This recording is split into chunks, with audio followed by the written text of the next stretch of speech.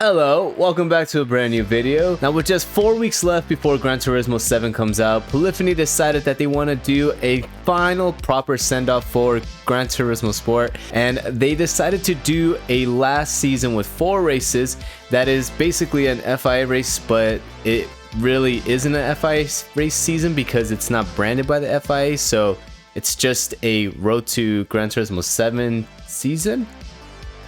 But anyways, it is a way that they are trying to send off this game, and I am going to miss this game dearly. Now with this season, Polyphony decided to do something different, and they actually introduced tuning. And just to base it off of our YouTuber friend Key's poll that he did, a lot of you guys are not on board on it, and including one of them to be me, because I honestly wish it was just a setup free race and we didn't have to worry about tuning at all. But Polyphony decided to try something different, and to be honest, I really hope that they do not do this on Gran Turismo 7. But anyways, we're gonna crack on and we're gonna jump right into the race and show you guys what exactly happened over the weekend when we did our first race for Road to Gran Turismo 7. Now before we jump into the video, if you guys could spare the moment of just hitting that like button and a subscribe button down below, really help us out on the YouTube algorithm. And plus, we're trying to reach 10,000 subscribers before the end of the year. That would be very, very helpful. Now, if you guys don't smash that like button, I'm gonna send Dominic Toretto to your house, and I'm gonna send the family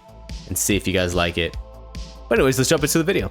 Alrighty boys, here we are at Tokyo Expressway for the qualifier. 5 minutes around this very long, interesting racetrack with a lot of straights and a little bit of corners, as the solution is going to be very, very important here. So decided to pick the Ford Mark IV, and you can see that everybody else in the lobby decided to pick this car because it was just one of the best cars for this race. It just suited it perfectly, and if you got the right tuning setup for this race, it was just a dream to work with. So we got our tuning from GIGABYTE. I was watching the stream earlier and I just decided to copy whatever he was using, and it was alright. It was decent, but I felt like it wasn't the quickest tuning that I could find. Unfortunately, other people were able to find better tuning, and we just had to work with what we had. So coming off of the second qualifier lap that we put in, we were actually up on our time. As you can see, we were about 9/10 up from our fastest lap. But coming out of the final corner, Basilaki just accidentally makes contact with the wall, and we had nowhere to go except for his rear.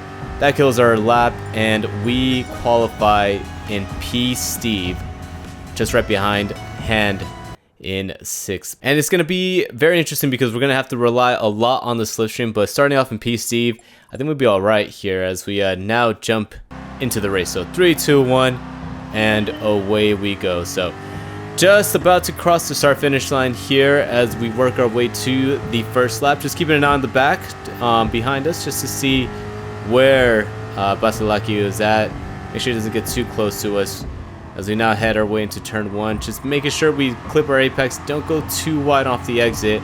That could be very, very detrimental towards your race, especially if you hit that wall right off the bat, lose a couple positions, and you just have to work your way back up. So into the dock section here on corner number 2, 3, and 4. It's a very awkward hairpin, I guess you could call it. It's a very big square hairpin, and fortunately for us, Hand and Big Pond get a really, really bad corner exit, and we're just able to make up a lot of time here as we now go into the right-hander that's going to lead us into what is going to basically be the longest straight of the race. And this is where power was just so important, and we stay right behind these two as we come now into the most difficult hairpin on the racing circuit. We accidentally made contact with Big Pond Skater, and I felt a little bit bad about that, so I decided to let him go through on the outside. I knew we didn't have the run, so I was just let him get in front of us because I didn't really mean to make contact with his right rear. But the reason why I shifted over to the front bumper camera was so that I can keep an eye on the mirror to make sure that we don't get killed from behind, because heading into that hairpin, you're just basically asking to get destroyed from behind. So since the roof cam doesn't offer a mirror, I'm hoping they change that in GT7, we had to jump into the bumper cam just to see where Basilaki was going so that we could cover him, but also take evasive action in case someone just absolutely missed their braking zone and ran us off wide from behind. But anyways, on to lap number 2 here. We go back into this big hairpin, and unfortunately we just pushed our luck a bit too much, get a half a second penalty due to corner cut, and it just had to be one of the like minuscule mistakes that we had here, because honestly I don't know where we had the corner cut at, but Polyphony, or GT Sport I should say, decided, you know what, you put that extra 2 millimeters past the line, we're gonna give you a half a second penalty, and now we're gonna have to serve that penalty on the next lap. But lucky for us, the penalty zone on this racetrack isn't as bad as some of the other racetracks. Like if you go to Spa, or if you go to some other racetracks, another one I could think off the top of my head is probably Autopolis, where the penalty zone starts off in the beginning of a straight. You're basically taking that half a second penalty to about a 1 second penalty, just due to the fact that you lose all momentum, and it's a very, very long straight, so just people are passing left and right. But we work our way now here on lap number 3 to the penalty zone. We have to serve a penalty, and you can see here that we really don't lose too much time to 5th and 4th. We do lose time, don't get me wrong. We lose that also precious solution that we needed, especially due to the fact that this was a big fuel saving race. But lucky for us, we still had somebody behind us of Zero Duck, and he was actually pushing us down the straight, so we were able to stay with 5th place and not let that penalty really destroy our race. So we continue on here, lap number 4. Again, you're just seeing us mess around with the fuel and kind of do some short shifting, lifting off the throttle, because again, we had to really keep an eye on the fuel. It wasn't a race that you can save enough fuel to make it all the way to the end, but you could save enough so that when you go into the pits on lap number 7, I believe, or lap number 8, you weren't stuck in the pits for longer than what you need to, and you can actually make up some positions on some of the cars as we decide to send down to the inside of hand.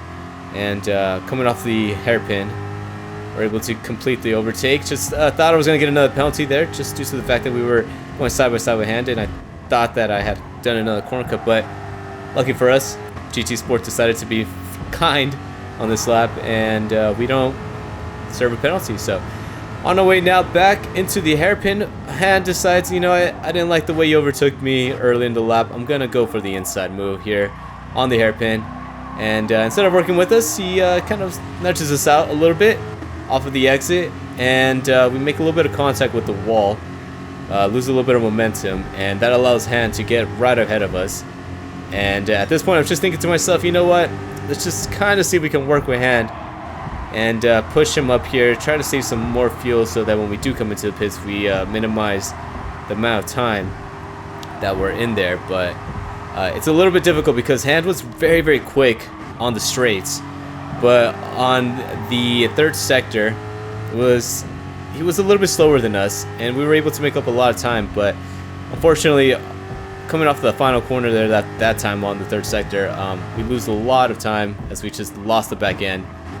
But we were able to regain all that time back as we head now onto lap 5 down the long straight again. So coming down the straight, you could just see that hand just gets a really good exit. So I think that's where one of the errors was at on this setup here, was the acceleration. Now when it got up to top end speed, it was decent, and also through the corners it can handle really, really well. It handled like a dream. But getting onto the acceleration, this car just took too long to get up to its top speed. So when we came out of very important corners to stay with the car up ahead, we had to rev out the engine just so that we can keep up with them. And that actually just deemed to be a little problem here, because we just were abusing the fuel and not really saving enough that we needed to compared to some of the other guys up ahead.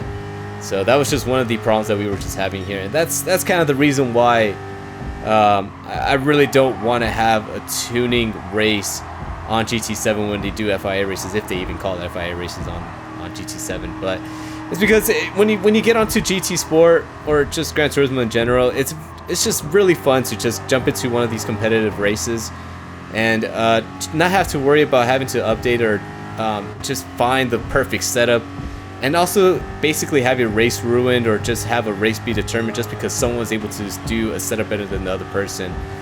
When you have an even playing field and everyone's just able to use you know, their own cars that they like and just base it off the BOP, it just makes for a lot more closer racing and a lot more fair racing. And I'm just hoping that that's one of the things that they keep on Gran Turismo 7, which is the non-tuning races here for FIA races. So we'll see what happens here, as we have about 4 weeks before the next race comes out. But anyways, focusing back on this race, we head into the pits here as we come out of the hairpin. We're not going to have to change the tires. Tires were fine. But you can see on the relative here that we were one of the guys that were able to save a little bit more than some of the other drivers on this race, as we fueled the car for just enough to reach the 4 laps. And we come out right behind Hand, and I believe we actually lose a position to the 5th place driver. So didn't really work to our benefit here, trying to save all that fuel. But we had enough fuel to make it to the end. So at this point, we were just going to try to push, try to gain up to Hand and see if we can get around him, and then just try to go for that 5th place spot and see if we can get around Big Pond before the end of the race. So just keeping an eye on the distance between us and Basiliki right behind, Basiliki right behind us. And it looked like we were still nose to tail, but when we came down to the long straight, that's where it was going to be very interesting, because I didn't know if he had enough speed and he was going to be able to abuse the slipstream to get around us down the long straight. But as we head into the hairpin, we got very lucky and we were able to stay right ahead of him. But as we come out of the corner, you can see that Zero Duck just saved enough to get the overcut on us, and we basically have nowhere to go. So we just go into the back of him, just give him a little bit of a push here as we head into the 3rd sector. And now we are going to have to fight with him in Hand to try to get that 5th place position, as it looks like Big Pond is just ran away with that 4th place. So this is now the battle for P5 here, as we lose a little bit of the back end, just traction just disappearing from us here off the final corner. But that's the least of our worries now. So we have Basiliki just catching up to us now on our rear, keeping an eye on the radar now as we head into turn number 1. He takes the smart move of just staying right behind us, not forcing the issue, not taking it too wide. But as we come out of the corner, we get a really great run down on Zero, and we're good on fuel, so we can try to help him out here. I wanted to see if we can try to catch back up to Hand, and that was actually one of my biggest mistakes. I should have just gone to the inside and try to overtake Zero instead of just trying to work with him, because that probably could have led us up to catch up to Hand, and Zero could have probably pushed us down the main straight or the long straight, and we could have probably made some time up on Hand. But as we come out of the long 4-corner hairpin, or 1, 2, 3 corner hairpin, I guess you can call it, we make contact with the wall, lose a little bit of time, but coming down to the hairpin, we were able to manage to catch back up to Zero, make a little bit of contact with him, and you can see now that we are starting to get pressured once again by 8th place of Basilaki. And now it's going to be side by side as we head into the 3rd sector, which is something I didn't want to do. I wanted to for us to stay nose to tail and not really fight that much, just because the more that we fight, we're just going to end up losing time to these guys up ahead. And as we now head into the final corner, we're just making sure we hit our apex, not spin out the rear. And that was actually one of our better final corners that we did on the race. And you can see we're now starting to catch back up to Zero as we're closing in the gap here after having a horrendous straight line past the hairpin. So on to the final lap now, heading into the 1st corner. The rears are starting to go here. As you can see, the back end is just losing all types of grip, and now Basilaki gets a really great run off the exit, gets into the slip, and I'm just kind of keeping an eye here on the radar, making sure that he doesn't go into the inside, but he does, and we just kind of we're just lazy on trying to make the defensive position.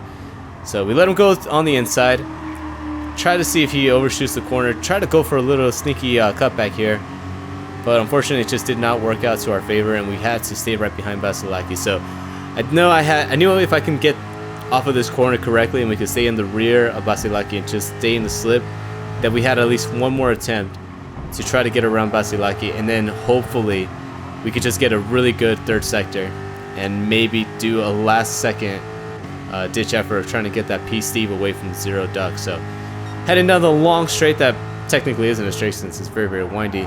Basilaki actually just sends it here into the hairpin. And him and Zero Duck make a lot of contact here as we go into the inside. Try to do a little sneaky cutback that we couldn't do earlier in the lap. And unfortunately for us, the acceleration just absolutely fails us. And we just were not able to gain to our optimal speed as soon as Basilaki, as he gets a really great exit, was just able to hold off us due to the fact that he had better acceleration. But as we now come into the third sector, we just take some interesting lines here, and unfortunately for us, the rears just didn't hold up, and we lose the back end, head straight into the wall. Basilaki off the final corner loses the back end, goes into the inside wall, and unfortunately for us, just due to poor preparation and just poor tire management, we come home in P8, losing 2 positions, net gain of -2 on this race after from what we started off in P Steve. So not the best race for me, but it was still a fun one. Although we did have to worry about the tuning, but this car combination around this track was a really good combination, and to be honest, I really enjoyed it. So that was the tale of us doing our first race for Road to GT7. How did you guys do on this race? Let me know in the comments down below. And again, if you guys really enjoyed this video, feel free to smash that like button, hit that subscribe button, or if not, I'll send Dominic Toretto to go to your house. And if you guys really enjoyed the video, I hope to catch you guys on the next one. Peace.